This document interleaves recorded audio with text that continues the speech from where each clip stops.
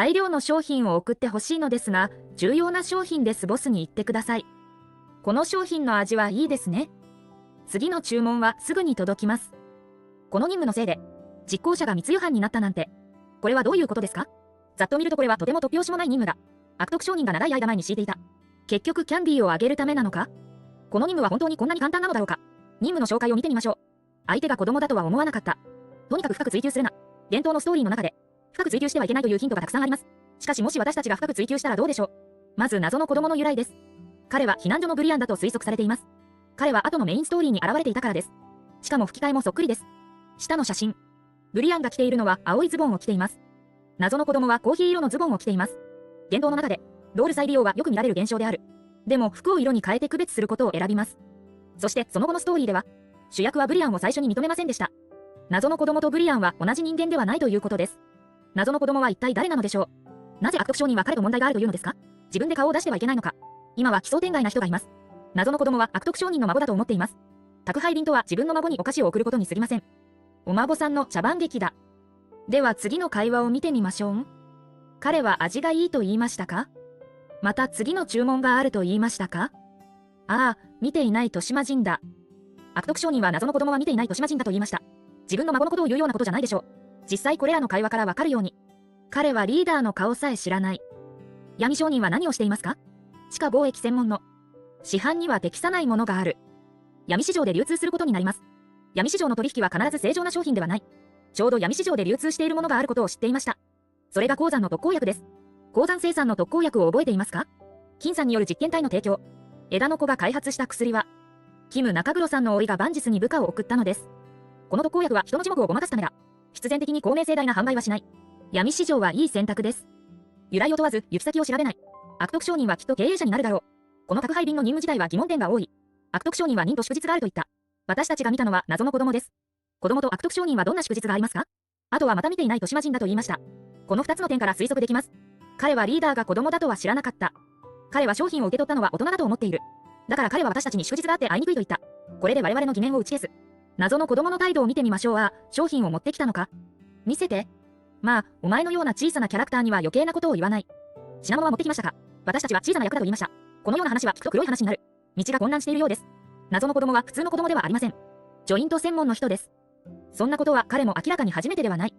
密輸品上の子供を探して中継するのは確かにいい方法です。子供は疑われにくい。年齢の優位性も利用できます。多くの審査を免除する。もちろんこれらの理由では足りません。最後にもっと重要な点があります。等価交換です。私たちの悪徳商人との会話では、いつまでも情報を漏らしている。等価交換。星元の情報を手に入れたいなら、必ず同等の代価を払わなければなりません。もし任務がロリポップを送るだけなら、ちょっと簡単すぎませんか？実際には、ロリポップはただの目隠し法です。多くの秘密の箱がそこに仕切りを分けるように。秘密は往々にしてもっと奥にある。見ているのはロリポップです。しかし私たちが見ていないのは何でしょう。それが任務が本当に送った商品です。今のところ可能性の高いのが特効薬です。後続の鉱山ストーリーでも聞いたからです。特効薬はバンジスでよく売れています。特効薬に触れることができるのはここだけです。幻冬のストーリーはよく考えさせられます。しかし考えてみるととても合理的です。そうすれば前後がこうすることができる。ストーリーの始まりに戻りましょう。枝の子3人の巣を持った後、闇の手がかりも見つけた。私たちがつまり待って、フランツはここで待っていた。コレット親子を見つけることができなかっただけでなく、コレットが提供した情報も偽物だと知りました。彼が枝の子の本当のスパイだと疑っている。把握している情報は全て手に入っている。実はこの点についての原因は本筋では本当に説明しています。フランツは枝の子のスパイじゃないけど、でも彼には枝の子の中に情報源がある。時空装置を追跡したとき、情報を提供してくれました。フランツは闇商人を紹介してくれました。ヒルダは相変わらず無邪気だった。コレットおじさんはなぜ捕まえないの？コレットのような資本家がそんなに綺麗なわけないでしょ。フランツは口を開いて彼女の幻想を打ち破った。私たちを説得してくれました。ヒルダはターミネーターだが。しかし結局心は子供にしかならない。主役の IQ が再び肯定された。悪徳商人がフランツを知っているなんて。フランツの人脈の謎が再び1を加えた。悪徳商人との会話で再び広告学の魅力を味わった。悪徳商人はしばらく私たちを信頼していなかった。テクニックで私たちの建前まで彼に見破られました。自称？お前はコレットの人間じゃない。でも急がなくてもいいです。悪徳商人は商人である。彼は星元が必要だと分かった。そこで密輸を手伝ってもらうことを思いつきました。しかしどうすれば私たちを満足させることができるのでしょうか。彼はまず簡単な任務を出した。成功石を探しています。多くの人はこれを簡単な任務だと思っています。他のゲームにもこのようなランニング設定がありますから。ではまず製鉄鉱の紹介を見てみましょう。はい、製鉄鉱はバンギスの特産品です。これは本来武器として突破するための教材であるはずだ。でも高速で廃案になりました。でもこの手法はそんなに簡単ではありません。ショーンの仕事ノートをもう一度見てみましょう。ショーンは誰ですか？ショーンと仲間は鉱山からバンジスに逃げた。コーレット社長に助けられた。その後201避難所に収容されました。仕事はコレットのために製鉄鉱を掘ることです。悪徳商人が何と言ったか覚えていますか？私のところから良質な鉄鉱石を取りに行く取引先がありますが、私のサプライヤーは最近面倒なことになりました。仕入れ先に問題があったって。ショーンが変異したことも分かった。倉庫に閉じ込められた。これで悪徳商人が品薄になった。この一連の事件は因果関係につながっています。小さな任務です。現当は設定を手配しようとしています。それが当額がなぜ存在できるのかという理由です。理由があって受験できる。追跡することができます。事件の源を探る。そして製鉄鉱を探してきました。悪徳商人も本格的に計画を実施しようとしている。この任務は我々の警戒を低下させたため、彼の仕事を手伝うのは簡単で目立たない任務になると思います。その後の任務が密輸になるとは誰が想像できますか？製鉄鉱を探す任務がなければ、闇商人の任務を考えることができます。多くは違法で厄介なことです。前の掘削は麻痺していました。警戒心を緩めましょう。宅配便の任務は表面が明らかに現れているほど簡単ではありません。私たちが密輸を手伝った後、悪徳商人は安心して情報を教えてくれるだろう。この時私たちも属性に乗っていました。もし他の目的があれば、彼はこれを口実に我々を脅迫することもできる。ここで彼はまた小利口なことをした。直接情報を教えてくれるのではありません。わざと位置が書かれたメモを山に捨てたんです。メモを見つけると、私たち自身が得た情報です。彼が自分の口で知らせたのではない。これでコレットが後に追跡しても、彼は外に身を置くこともできる。老狐と付き合うのは本当に疲れます。ここのノートは実際に極譜です。興味のある友達は関連ビデオを検索してみることができます。幻冬の卵ですよね。メモを見つけて知った。星元はすでにコレットにあげた。廃棄された信号ステーションに行くし変わりません。ここの敵は復国隊と呼ばれている。明らかにここの敵はコレットの機関に属している。彼らはコーレットのために研究室の入り口を守っている。そして不思議なことがあります。ゲームの怪物図鑑で復刻隊の紹介が見つからなかったなんて。彼らのリーダーは暴走の複製隊とも呼ばれています。前の複製隊の情報はやはり星14号と、復刻隊の由来も謎です。コーレットの個人防衛隊に属しているとしか推測できません。そして舞台裏に隠れた力です。彼らの体の大部分は機械で構成されています。頭も含めて完全な機械構成です。ロボットを守る新旧個体だと思います。コレットの機械人体の研究技術は、ハイガルドよりも高いかもしれない。息子の体を変える方法を研究してきたんだから。復刻体はこれらの実験の随伴産物である可能性が高い。基地に入ったら、ちょっとしたテクニックで解読することができます。幻冬はセルダのような感じがするところがあります。複合方式は唯一ではありません。あなただけが思いもよらない。塔がなければできない。しばらく探索を経て、やっとコレットの研究室に来ました。ビオールは缶に閉じ込められています。外は実験結果を待ちわびていたコーレットだ。コーレットはビオールの寿命は半年しかないと明かした。彼がこんなに急いでいるのも無理はない。ちょうどこの時警報が鳴った。エネルギーが域地を超えた。ビオールは実験室から飛び出した。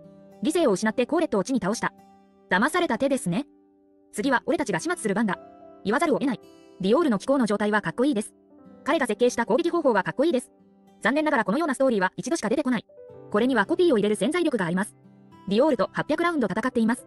ストーリーはビオールにはかなわない。やられようとした時、夏さキラキラ登場しました。さすが神経まで絶賛した男だ。一刀で暴走のビオールを解決した。後続のストーリーから見ると、ビオールは彼に殺されなかった。夏さは結局手を残すことにした。推測の目的は同行のフリーガを騙すためだ。彼女がコーレットを脅かすのを防ぐために、私たちが追いかけた時、フリガがシャゾを説得しているのを発見しました。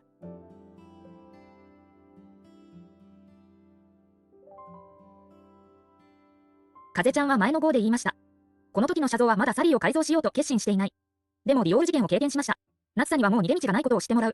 これで賢者の実験に同意しました。この時私たちの手に星元を持っています。フリガがやろうとしている。夏さに止められた。2日、彼に会いに連れて行ってくれ。ストーリーの中には錯覚があります。枝の子が元の塔を閉鎖するのを阻止するということだ。今よく思い出してください。枝の子は本当に元の塔を閉鎖したのか。星島原の塔で、台を打ってから閉鎖しました。バンギス原の塔で、避難所は10年後に閉鎖されました。ナビア・ゲンの塔では、イシスは私たちを天使を赦免する訓練空間に引き入れた。喧嘩を終えて出て行った。鉱山原の塔。第4地区の研究室を全部持っていきましょう。ボランゲンタワーでは、枝の本拠地に侵入したからだ。襲われたんです。フリガはヒルを連れて撤退した。元の塔を閉鎖すると思っていた。何度も妨害されます。しかし、その逆です。間の子はずっと私たちと戦っているように見える。実際はずっと水を流していました。これは私たちが以前推測していたのと同じです。エヴァンスは我々にこの任務を遂行させた。やっぱり観音塔を閉鎖するのが一番いいんですね。私たちは枝の子と関係があるかもしれない。フリガがシャゾを連れてバンギスに来たのは彼を説得するためだった。サリーに改造を受けさせて。星元のことはあまり気にしていない。私たちと星元を無視して。フリガはシャゾについていった。その後も間の子に邪魔されなかった。コーレットと話をして次は201避難所にショーンを探しに行くことを知った。やっぱり老狐は後ろ手を残していますね。研究室から出てきたら、フランツはここで待っている。彼はどうして私たちがここにいることを知ったのですか？場所を知ってフランツには言わなかった。最初に研究室に向かったのです。フランツにわかる理由は、1、追跡か。悪徳商人から聞いたのか。悪徳商人の会話があるのではないかと疑っています。